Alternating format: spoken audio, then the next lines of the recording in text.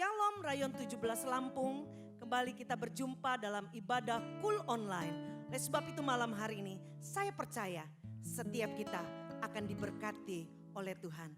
Buka hatimu, biar hati kita semua tertuju kepada Tuhan malam hari ini. Haleluya!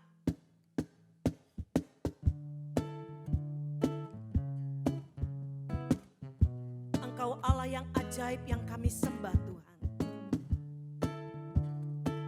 Dan keajaiban-Mu itu terus ada dalam hidup kami. Ajaib, sungguh ajaib kuasa-Nya bagiku. Ajaib, sungguh ajaib anugerah-Nya dalam hidupku. Ajaib, sungguh ajaib kasih Yesus bagiku. Betapa heranku menyaksikan perbuatan-Nya yang ajaib. Ajaib, sungguh ajaib kuasa-Nya bagiku. Yes. Ajaib, sungguh ajaib anugerah-Nya dalam hidupku. Ajaib, sungguh ajaib kasih Yesus bagiku. Betapa heranku menyaksikan perbuatan-Nya yang ajaib. Setiap hariku menikmati berkat yang melimpah. Sepanjang hidupku merasakan kebaikan-Nya, kasih setia-Nya. Ajaiblah Tuhan Yesusku, ajaib selamanya. Haleluya, ku puji nama-Nya. Katakan ajaib. Ajaib, sungguh ajaib kuasa-Nya bagiku. Amin.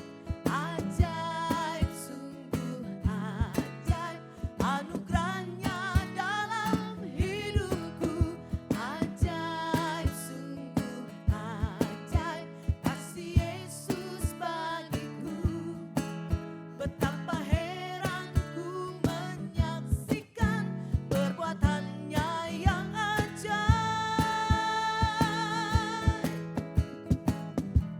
Biar setiap hari kami boleh menikmati kasih Tuhan yang berlimpah.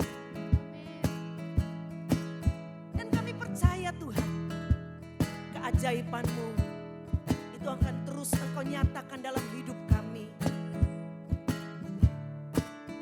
Ajar kami tetap percaya kepada Tuhan.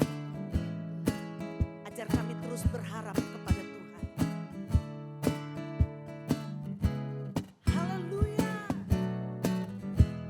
Mari angkat suaramu dan katakan, setiap hariku menikmati berkat yang berlimpah. Sepanjang hidupku merasakan kebaikan-Nya, kasih setia-Nya. Ajaiblah Tuhan Yesusku, ajaib selamanya. Haleluya,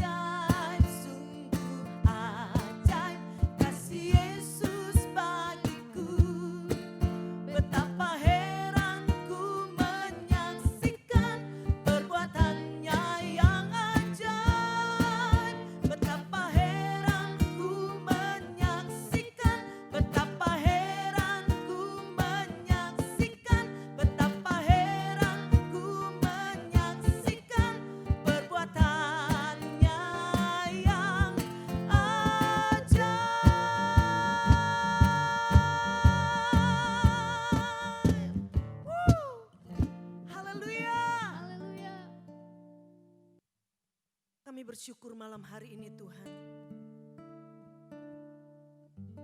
Kami menyembah Allah yang hidup. Allah yang berfirman. Dan Allah yang akan menjadikan semuanya. Terima kasih Bapa. Biarlah hari-hari ini Engkau bukakan pintu-pintu mujizat bagi setiap kami.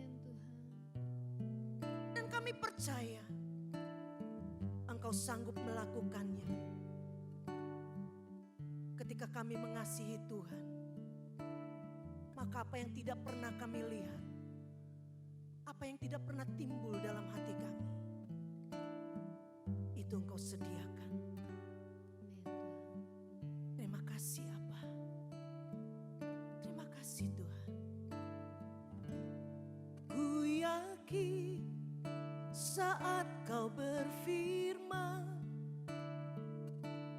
ku menang saat Kau bertindak. Hidupku hanya ditentukan oleh perkataanmu.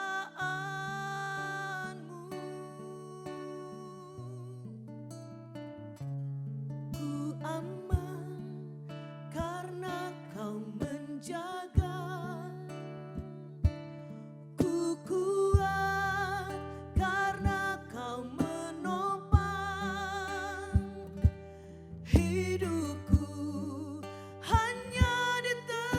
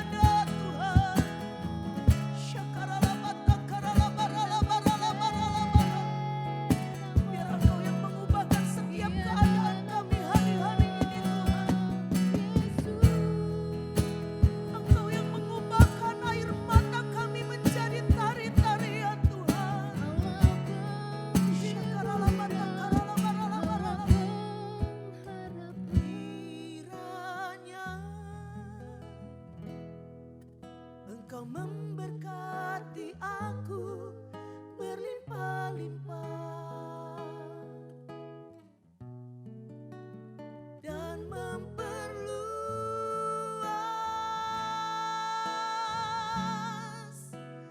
daerahku,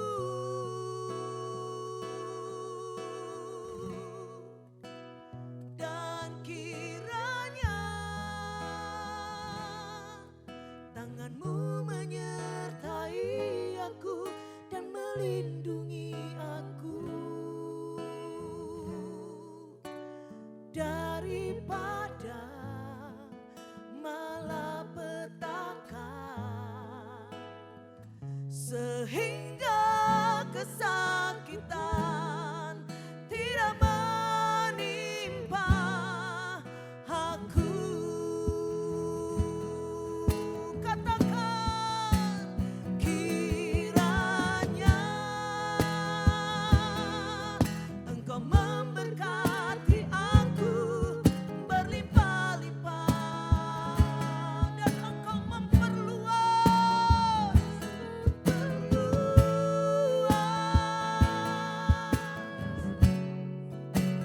daerahku,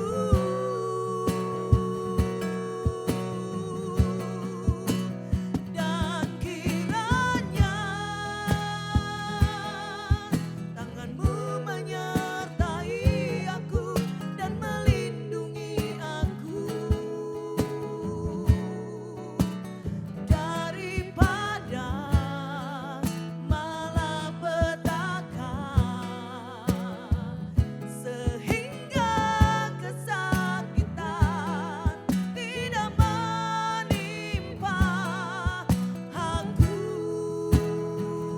Lebih lagi katakan, kiranya Engkau memberkati aku berlimpah-limpah dan memperluas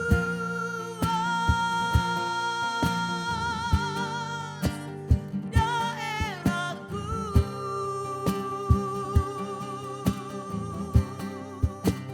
dan kiranya tanganmu menyertai aku dan melindungi aku daripada malapetaka, sehingga kesakitan tidak menimpa aku,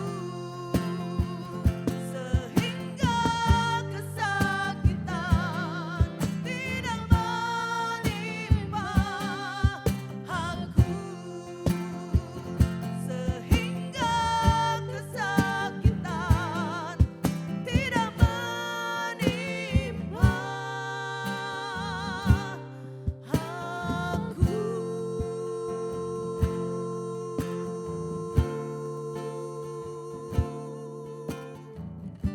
Ini yang menjadi doa kami malam ini, Tuhan. Biar Engkau terus yang memberkati kami dengan berkat sukacita, dengan berkat damai sejahtera, berkat kesehatan yang dari Tuhan, terus menjadi bagian setiap kami umat-umat-Mu.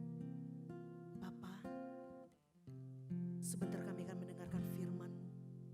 Berfirman buat setiap kami. Di dalam nama Tuhan Yesus, mari bersama-sama kita katakan, amin. Ya, shalom. Selamat bergabung kembali dalam Cool Online GBI Rayon 17 Lampung. Kami percaya kita semua sudah diberkati dengan doa dan pujian penyembahan tadi. Sekarang tibanya kita akan masuk ke dalam firman Tuhan. Mari kita siapkan hati kita tundukkan kepala dan kita buka hati kita. Bapa di surga, terima kasih Aba untuk segala yang terjadi dalam kehidupan kami sampai dengan saat ini. Kami percaya kami dalam perlindungan-Mu, kami dalam rancangan-Mu. Sebentar kami mau belajar untuk mendengar firman-Mu tentang kebenaran-kebenaran firman-Mu Tuhan. tuntun kami, beri kami hikmat, pengertian, pengetahuan-Mu sehingga kami bisa mengerti apa yang Engkau mau sampaikan buat kami pada hari ini Tuhan. Terima kasih Tuhan, kami berdoa segala logika manusia, keegoisan kami yang menolak akan kebenaran firman-Mu itu dipatahkan dalam nama Yesus. Hanya Roh Kudus saja yang memberikan kami kekuatan dan pengertian sehingga kami bisa menerima menjadi pelaku-pelaku firman-Mu Tuhan. Terima kasih Tuhan, kami siapkan hati kami untuk menerima firman-Mu di dalam nama Yesus Kristus. Haleluya. Amin. Ya, hari ini kita akan belajar dari sebuah kisah tentang Yairus, ya, tentang Yairus. Saya akan bacakan dari Markus 5 ayat 21 sampai dengan 43. Ya, periskopnya adalah Yesus membangkitkan anak Yairus dan menyembuhkan seorang perempuan yang sakit pendarahan. Ya. Ayat 21, sesudah Yesus menyeberang lagi dengan perahu, orang banyak berbondong-bondong datang lagi mengerumun dia. Sedang ia berada di tepi danau. Datanglah seorang kepala rumah ibadat yang bernama Yairus. Ketika ia melihat Yesus, tersungkurlah ia di depan kakinya dan memohon dengan sangat kepadanya. Anakku perempuan sedang sakit, hampir mati. Datanglah kiranya dan letakkanlah tanganmu atasnya supaya ia selamat dan tetap hidup. Lalu pergilah Yesus dengan orang itu, orang banyak berbondong-bondong mengikuti dia dan berdesak-desakan di dekatnya. Adalah di situ seorang perempuan yang sudah 12 tahun lamanya menderita pendarahan. Ia telah berulang-ulang diobati oleh berbagai tabib sehingga telah dihabiskannya semua yang ada padanya. Namun sama sekali tidak ada faedahnya, malah sebaliknya keadaannya makin memburuk. Dia sudah mendengar berita-berita tentang Yesus, maka di tengah-tengah orang banyak itu ia mendekati Yesus dari belakang dan menjamah jubahnya. Sebab katanya asalku jamah saja jubahnya aku akan sembuh. Seketika itu juga berhentilah pendarahannya dan ia merasa bahwa badannya sudah sembuh dari penyakitnya. Pada ketika itu juga Yesus mengetahui bahwa ada tenaga yang keluar dari dirinya, lalu ia berpaling di tengah orang banyak itu bertanya, siapa yang menjamah jubahku? Murid-muridnya menjawab, engkau melihat bagaimana orang-orang ini berdesak-desakan denganmu dan engkau bertanya, siapa yang menjamah aku? Lalu ia memandang sekelilingnya untuk melihat siapa yang telah melakukan hal itu. Perempuan itu yang menjadi takut dan gemetar ketika mengetahui apa yang telah terjadi atas dirinya, tampil dan tersungkur di depan Yesus dan dengan tulus memberitahukan segala sesuatu kepadanya. Maka katanya kepada perempuan itu, hai anakku, imanmu telah menyelamatkan engkau, pergilah dengan selamat dan sembuhlah dari penyakitmu. Ketika Yesus berbicara, datanglah orang dari keluarga kepala rumah ibadat itu dan berkata, anakmu sudah mati. Apa perlunya lagi engkau menyusah-nyusahkan guru? Tetapi Yesus tidak menghiraukan perkataan mereka dan berkata kepada kepala rumah ibadat, jangan takut, percaya saja. Lalu Yesus tidak memperbolehkan seorang pun ikut serta kecuali Petrus, Yakobus, Yohanes dan saudara Yakobus. Ya, kecuali Petrus, Yakobus dan Yohanes yaitu saudara Yakobus. Mereka tiba di rumah kepala rumah ibadat itu dan di sana dilihatlah orang-orang ribut, menangis dan meratap dengan suara nyaring. Sesudah ia masuk, ia berkata kepada orang-orang itu, mengapa kamu ribut dan menangis? Anak ini tidak mati, tetapi tidur.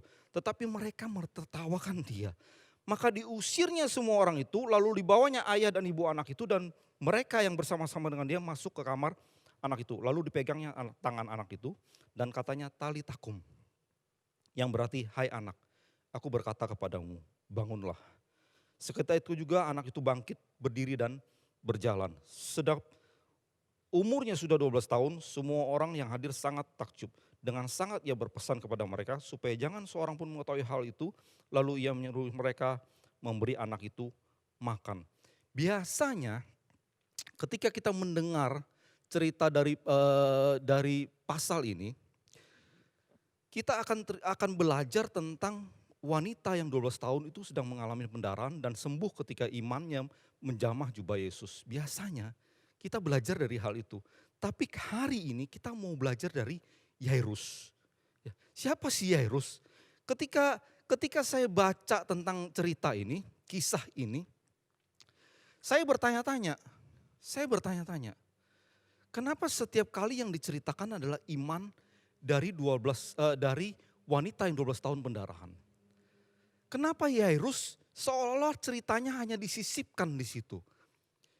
Dari 1189 pasal di Alkitab kita, Kejadian 1 sampai Wahyu 22. Cerita Yairus itu disebutkan 3 kali. Ada di Markus, ada di Matius, dan ada di Lukas. Tapi cerita yang sama. Artinya Yairus itu hanya diceritakan satu kali di dalam Alkitab kita. Bahkan kalau boleh saya bilang hanya setengah kali di Alkitab kita. Karena ceritanya digabung sama wanita yang mengalami 12 tahun pendarahan. Lalu siapa sih Yairus? Kalau Yairus dicatat di dalam Alkitab, pasti Tuhan sedang berbicara sesuatu. Apapun yang ada di Alkitab kita, ketika kita mencoba mendalamin, kita akan terima remanya, kita akan dapat hikmatnya. Nah, tapi Yairus ini benar-benar hanya diceritakan sekali. Dan saya coba cari tahu siapa Yairus. Ya, dan saya menemukan sesuatu yang menarik. Hari ini saya mau cerita tentang Yairus yang menarik ini. Ya. Yairus dikatakan adalah kepala rumah ibadat. Pada zaman itu yang menjadi kepala rumah ibadat adalah orang-orang Farisi. Pada zaman itu orang Farisi adalah orang-orang yang selalu menentang Yesus. Yang selalu mencari-cari kesalahan Yesus, mencoba untuk mencari-cari kesalahannya Yesus. Orang Farisi. Dan Yairus adalah orang Farisi itu. Tapi kita baca tadi, Yairus itu datang kepada Yesus tersungkur di kaki Yesus. Hari ini kita mau belajar tentang iman percayanya Yairus. Oh, Yairus seorang Farisi yang menentang Yesus. Dari mana iman percayanya dia? Yairus punya iman percaya ketika dia tahu satu-satunya orang yang bisa menyelamatkan anaknya yang sedang sakit hampir mati, itu adalah Yesus. Yairus punya iman percaya itu. Dia datang kepada Yesus, tersungkur di kakinya Yesus di tengah kerumunannya orang-orang. Dia kepala rumah ibadat. Dia orang Farisi yang terkenal waktu itu selalu menentang Yesus. Ketika dia datang sama Yesus, dia itu sedang mengorbankan reputasinya dia. Dia sedang mengorbankan jabatannya dia. Kalau dia nggak punya iman percaya, dia nggak akan datang kepada Yesus sambil mengorbankan reputasinya. Mengorbankan jabatannya sebagai kepala rumah ibadat. Kalau saudara baca di Yohanes, Nikodemus juga orang Farisi. Ketika datang kepada Yesus itu mencuri-curi waktu di malam hari untuk ketemu Yesus. Secara diam-diam. Karena kalau ketahuan teman-temannya, ketahuan sama imam-imam besarnya, Nikodemus akan kehilangan jabatannya. Hal yang sama itu pasti terjadi sama Yairus. Tapi Yairus sudah gak peduli sama reputasinya. Gak peduli sama jabatannya. Dia datang sama Yesus dengan iman percayanya dia. Bahwa hanya Yesus yang bisa menyelamatkan anaknya.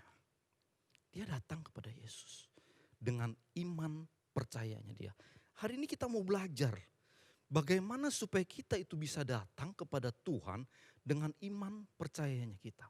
Oh ya Pak, saya orang Kristen, saya orang percaya, saya punya iman. Tapi pertanyaannya adalah seberapa besar keyakinan kita sama imannya kita. Saya pernah ngobrol dengan seseorang, dia bilang dia orang Kristen. Ayahnya orang Kristen, neneknya orang Kristen. Udah 3 turunan dia Kristen. Jadi dia lahir sebagai orang Kristen, dia percaya sama Yesus sebagai Tuhan dan Juru Selamat. Tapi dia bertanya, kenapa saya masih termasuk dalam golongan 9P? Apa itu golongan 9P? Saya tanya, apa itu golongan 9P? Dia bilang, 9P itu gini Pak. Pergi pagi-pagi, pulang petang-petang, penghasilan pas-pasan. Oh, jadi maksudnya dia sudah seperti orang percaya, tapi hidupannya dia itu pas-pasan. Dia berdoa minta berkat, dia berdoa supaya kehidupannya bisa berubah, tapi kenapa dia masih masuk dalam golongan 9P? Bukankah hal yang sama sebenarnya adalah hal yang kita alamin? Seringkali kita berdoa, meminta sesuatu, tetapi kita sendiri tidak yakin dengan apa yang kita doakan. Yakobus 5 ayat 16b. Ya, doa orang yang benar, bila dengan yakin didoakan, sangat besar kuasanya. Seringkali orang baca firman ini, orang mengingat firman ayat ini, hanya adalah doa orang benar, sangat besar kuasanya. Seringkali orang lupa di tengah-tengah itu ada harus dengan sangat yakin didoakan. Seringkali orang berdoa minta kesembuhan. Tuhan sembuhkan saya. Kemudian setelah selesai berdoa, dia ngobrol sama temannya. Dia bilang, saya ada sakit. Nggak tahu sakit saya ini bisa sembuh nggak ya? Sudah bertahun-tahun saya sakit. Nggak tahu ini bisa sembuh apa enggak. Dia berdoa minta kesembuhan. Tapi dia sendiri nggak yakin kalau dia bisa sembuh. Doa orang benar, bila dengan yakin didoakan, itu baru ada kuasanya. Sudahkah iman percaya kita itu adalah iman percaya yang benar-benar dari hati, bukan hanya dari mulut. Kita belajar dari Yairus, Yairus datang kepada Yesus, tersungkur di kakinya Yesus, datang itu dengan iman percaya yang benar-benar yakin bahwa Yesus itu akan menyelamatkan anaknya. Dia datang dengan iman percaya yang kokoh, yang kuat. Dia nggak peduli reputasinya, dia nggak peduli sama jabatannya, dia yakin pasti Yesus bisa selamatkan anaknya. Hari ini kita belajar itu. Di tengah-tengah pandemi ini, apa yang sepertinya mati dalam kehidupan kita? Mungkin kita merasa ekonomi kita sudah mati. Nggak tahu lagi harus berbuat apa, nggak tahu lagi harus dagang apa, sepertinya saat ini begini-begini aja. Sepertinya itu sudah mati. Tapi kita hari ini belajar. Ayo kita punya iman percaya seperti Yairus. Pasti dijawab Tuhan. Pasti ditolong Tuhan. Pasti diberkati Tuhan. Yakin. Amin. Yang kedua yang kita belajar dari Yairus adalah responnya Yairus. Ya.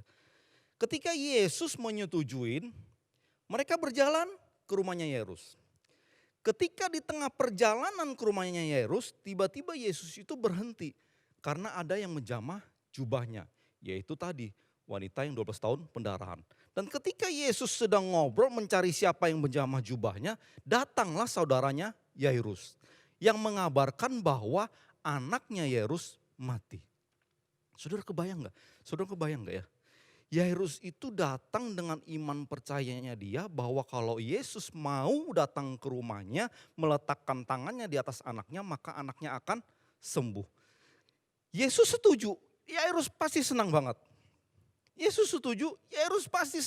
Tapi ketika dalam perjalanan ke rumahnya Yairus, perjalanan Yesus itu tersendat dan dapat kabar anaknya mati. Itu Yairus kalau nggak punya respon yang tepat, ya. Di saat dia punya harapan, tiba-tiba harapannya hilang, anaknya mati. Gara-gara wanita yang 12 tahun pendarahan. Itu kalau responnya Yairus nggak tepat, dia akan datangin itu wanita. Mungkin dia tinju, mungkin dia tendang. Ini gara-gara lu Yesus jadi terlambat. Gara-gara lu Yesus terlambat dan anak saya nggak bisa disembuhkan. Tapi puji Tuhan, responnya Yairus tepat. Yesus bilang, jangan takut, percaya saja. Kalau saudara perhatikan, setelah Yesus ngomong jangan takut, percaya saja. Yairus itu enggak pernah ngomong sepatah kata lagi. Dia benar-benar hanya nunggu dan percaya bahwa Yesus bisa selamatkan anaknya. Bahwa kalau dengar berita anaknya mati, dia tetap percaya kalau Yesus bilang jangan takut, percaya saja, berarti Yesus bisa bangkitkan anaknya. Sepanjang perjalanan sampai ke rumahnya, Yesus ketemu dengan teman-temannya Yairus. Teman-temannya Yairus mentertawakan dia. Yesus usir tuh teman-temannya yang mentertawakan dia. Yairus tuh gak ngomong apa-apa. Dia hanya percaya saja. Karena apa? Karena Yairus tetap pegang iman percayanya dia. Karena Yairus punya respon yang tepat. Dan Yairus pegang ketika Yesus bilang jangan takut, percaya saja.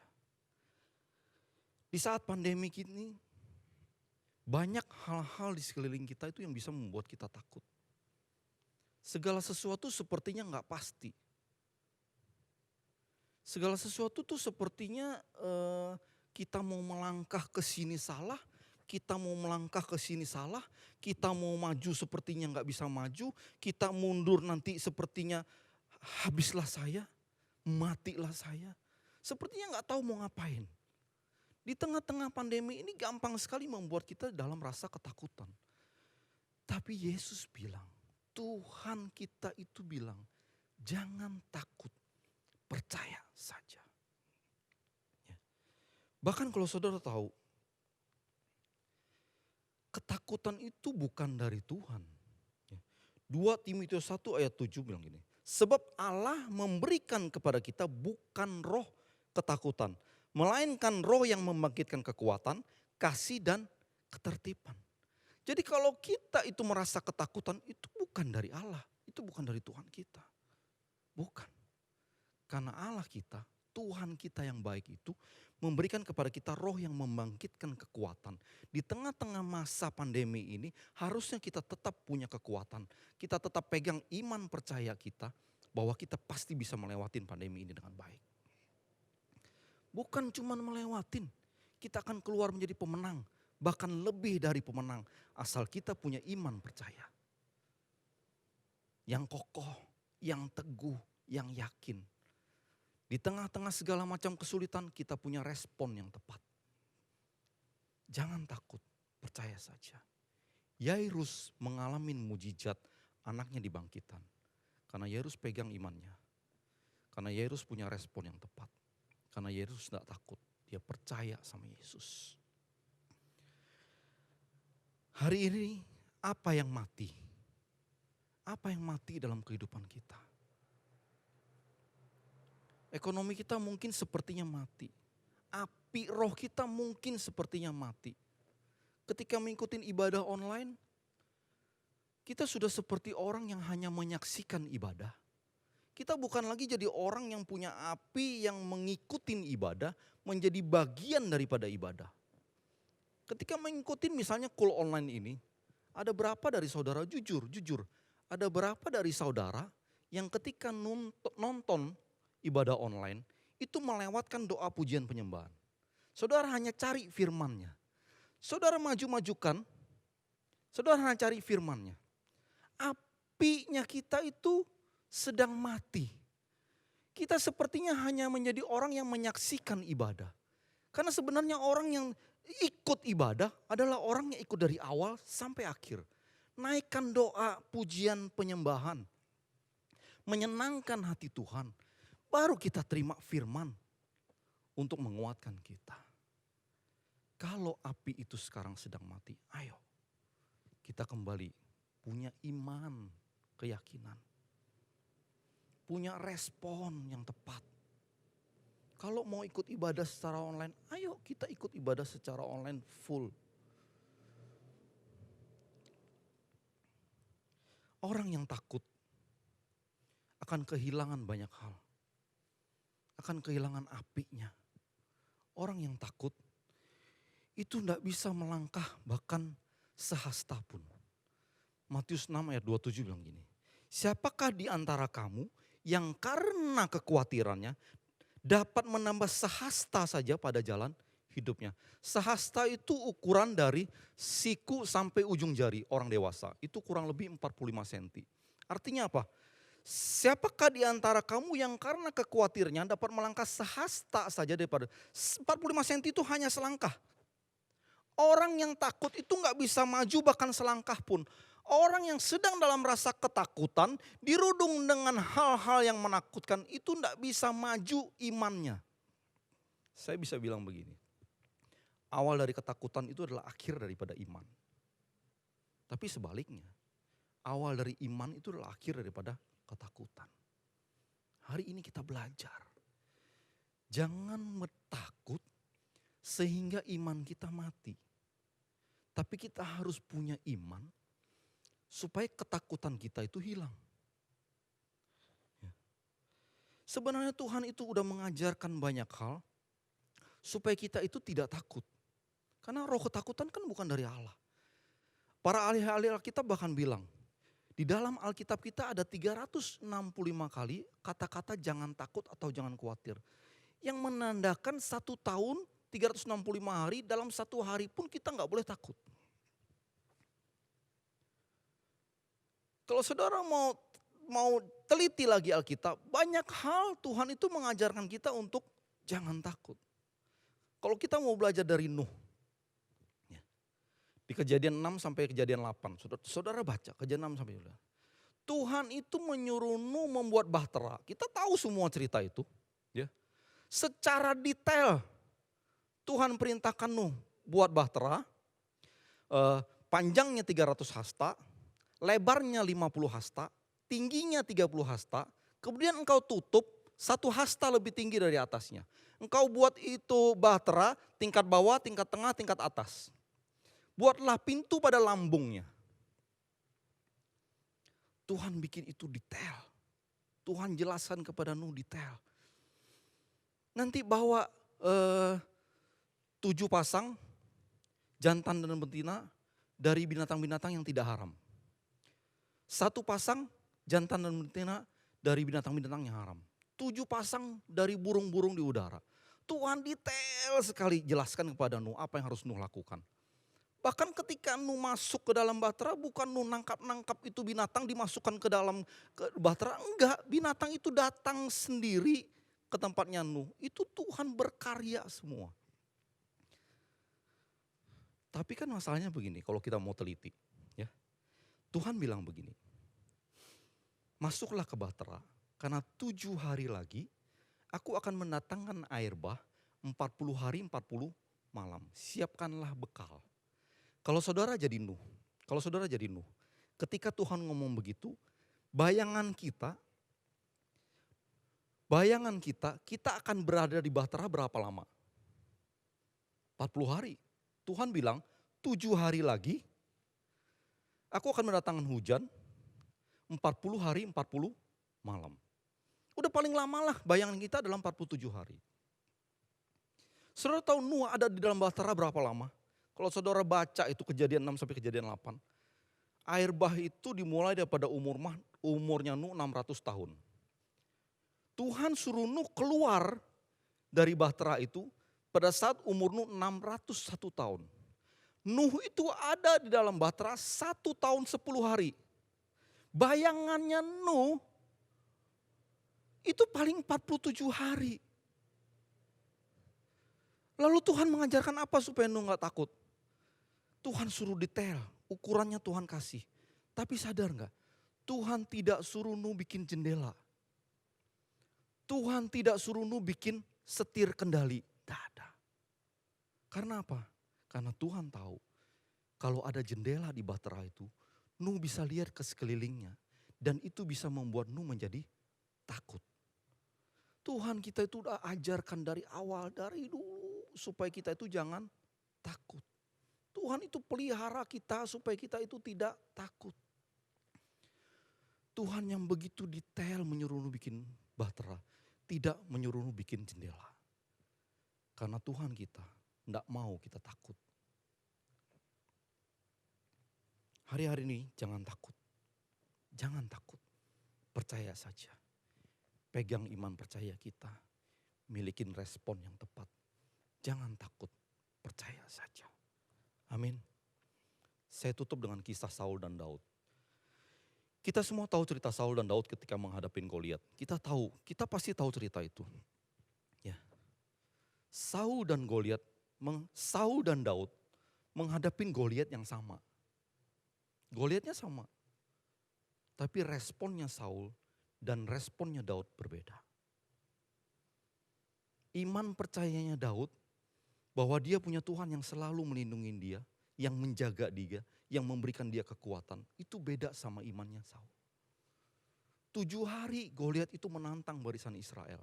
Tidak ada yang berani. Saul dan barisan Israel itu gak ada yang berani ngelawan Goliat. Tapi Daud datang. Daud datang. Dia lihat itu Goliat.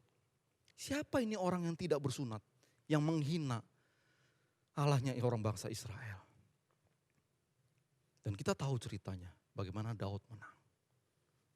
1 Samuel 17 ayat 45, kalau saudara baca, 1 Samuel 17 ayat 45. Ketika Daud berhadapan sama Goliat, Daud ngomong begini, engkau mendatangin aku dengan pedang, tombak dan lembing, tapi aku mendatangi engkau dengan nama Tuhan. Wow, itu Daud. Daud itu punya iman percaya.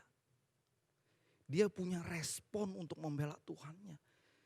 Dia punya kepercayaan yang kuat bahwa Tuhan beserta dia. Dan kita tahu ceritanya.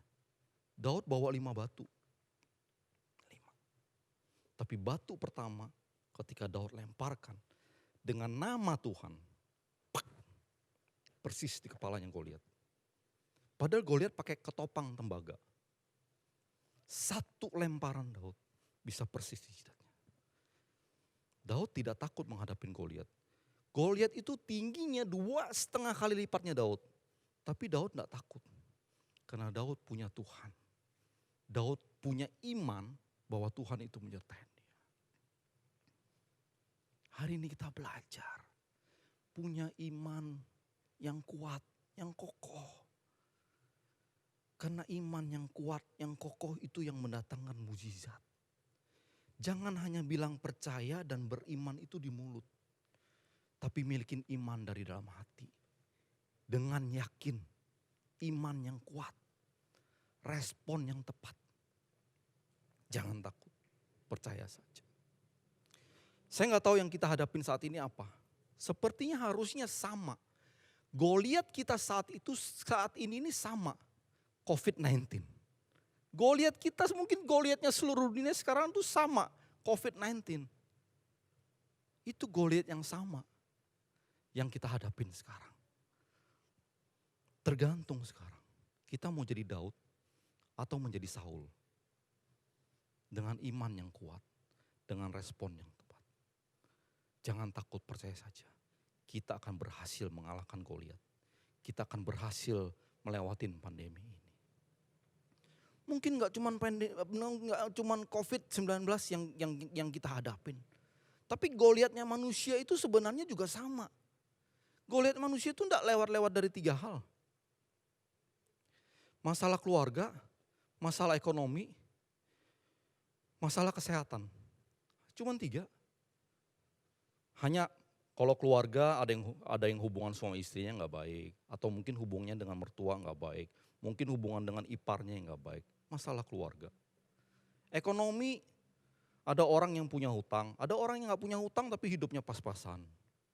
Kesehatan, ada orang yang sakit. Goliat kita itu 3 hal. Ada orang yang tidak bermasalah dengan keluarga, tidak bermasalah dengan ekonomi, tapi bermasalah dengan kesehatan. Ada orang yang tidak bermasalah dengan keluarga, tapi bermasalah dengan ekonomi, tidak bermasalah dengan kesehatan. Gak jauh-jauh 3 hal. Tapi ada orang yang serakah 3-tiganya diambil. Goliat kita sama. Goliatnya manusia sama. Tinggal pilihan kita. Mau jadi Daud atau mau jadi Saul. Hari ini kita belajar dari Yairus. Kalau Yairus yang tadinya adalah orang yang menentang Yesus. Bisa punya iman percaya yang kuat. Harusnya kita yang sudah bilang jadi orang Kristen lama. Harusnya kita yang adalah prajurit-prajurit kul. Harusnya kita bisa punya iman yang lebih daripada Yairus. Kita tutup firman ini. Kita tundukkan kepala. Urana masikira kira namoka. Kira namoka era rabo sikira. Terima kasih Abah. Terima kasih Abah. Hambamu sudah selesai berbicara. Tapi Engkau Tuhan tidak pernah selesai berbicara buat kami. Buat kami bisa dengar-dengaran dengan Engkau Tuhan. Buat kami supaya kami bisa tahu apa yang harus kami lakukan. Supaya kami bisa jaga iman kepercayaan kami. Supaya kami itu bisa punya iman percaya yang kuat, yang kokoh. Yang bisa mendatangkan mukjizat. Bantu kami di dalam keadaan sekarang ini Tuhan, di tengah-tengah pandemi. Di berbagai masalah, bantu kami Tuhan, supaya kami tetap punya respon yang tepat. Dan Tuhan, bimbing kami, tuntun kami. Tuntun kami Tuhan, kami perlu Engkau Tuhan. Kami perlu Engkau, supaya kami tidak takut Tuhan. Supaya kami tidak terintimidasi oleh iblis Tuhan. Karena iblis itu datang untuk mencuri, membunuh dan membinasakan Tuhan. Dia mencuri damai sejahtera kita yang Engkau rencanakan buat kami dengan memberikan ketakutan. Dia curi itu Tuhan. Jangan biarkan iblis curi damai sejahtera kita dengan hal menakutkan Tuhan. Karena kami nggak tahu ketika kami takut, damai sejahtera kami hilang. Iblis curi damai sejahtera itu. Iblis bisa membunuh iman kita. Ketika iman kita dibunuh, keselamatan kita akan dibinasakan Tuhan. Jangan Tuhan.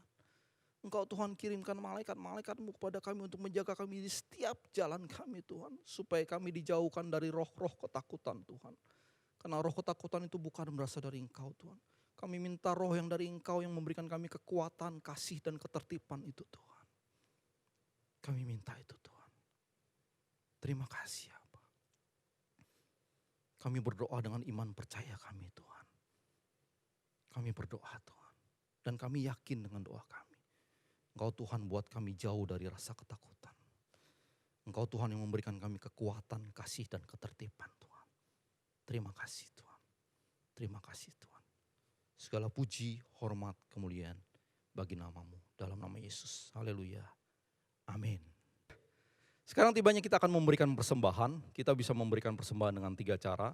Pertama, saudara bisa memberikan dengan mentransfer dari nomor-nomor rekening yang tertera di layar saudara. Kedua, saudara bisa scan QR yang ada di layar-layar saudara. Saudara bisa scan QR, kemudian saudara bisa bayar dengan e-payment saudara yang ada di aplikasinya saudara. Ketiga, saudara bisa masukkan persembahan dalam amplop. Saudara bisa mampir ke gereja GBI Malayati, di ruang pembicara ada kotak persembahan. Saudara bisa masukkan persembahan saudara ke dalam kotak persembahan tersebut. Ya, kita bawa doa. Terima kasih Tuhan, terima kasih Tuhan. Sekali kami mengucap syukur untuk segala kebaikan-Mu dalam kehidupan kami. Terima kasih untuk firman-Mu yang menguatkan kami Tuhan. Terima kasih Tuhan, saat ini kami memberikan persembahan kami ke dalam tangan-Mu Tuhan. Kami percaya Engkau Tuhan yang akan pakai persembahan kami untuk memperluas daerah-Mu Tuhan. Akan ada banyak jiwa-jiwa yang diselamatkan Tuhan. Terima kasih Tuhan, di dalam nama Yesus Kristus. Haleluya, amin. Ya, kita akan tutup ibadah kul kita. Mari kita bangkit berdiri, kita angkat tangan kita dan kita arahkan hati kepada Sang Sumber Berkat. Saudara-saudara terkasih yang disayang dicintai oleh Bapa di surga. Terimalah berkat yang terbaik dari Allah Bapa di surga melalui Putra yang tunggal yaitu Yesus Kristus dan perantaraan yang manis dengan Roh Kudus memberikan kita berkat damai sejahtera, berkat sukacita, berkat keselamatan, berkat kesehatan, berkat kemudahan dan berkat kelancaran menyertai kita mulai daripada hari ini bahkan sampai selama-lamanya. Mari kita yang sudah terima berkat sama-sama kita katakan amin. Terima kasih, Tuhan Yesus memberkati.